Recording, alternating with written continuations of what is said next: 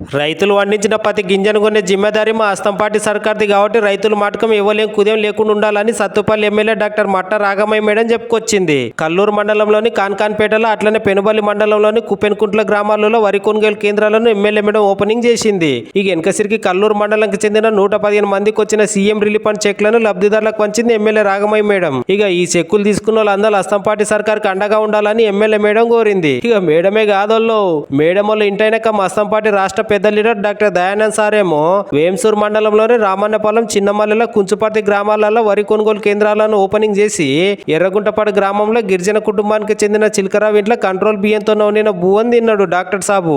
ఇక సార్ బువ్వ తింటుంటే ఆ ఇంట్లో నుండి కూర బువ్వ కమ్మగున్నాయా సార్ అని అడిగితే ఓ సూపర్ ఉన్నాయమ్మా అని మెచ్చుకుంటే ఏమో సారు వచ్చినట్లు వండినమని చెప్పుకుంటూ సంతోషం పడ్డారు. ఆ కార్యంలో వ్యవసాయ మార్కెట్ చైర్మన్లు నీరజ, దోమ ఆనందం బాబులతో పాటు అస్తంపాటి పెద్ద పెద్ద లీడర్లు కసార చంద్రశేఖర్ రెడ్డి, పుచ్చకాయల సోమిరెడ్డి, కోటీశ్వరరావు, చంద్రరావు, పంది వెంకటేశ్వరరావు, విశ్వనాథ్తో పాటు అస్తంపాటి బుడ్డ లీడర్లే కాకుండా ఎండిఓ, ఎంఆర్ఓలతో పాటు వ్యవసాయ ఆఫీసర్లు పాల్గొన్నారు.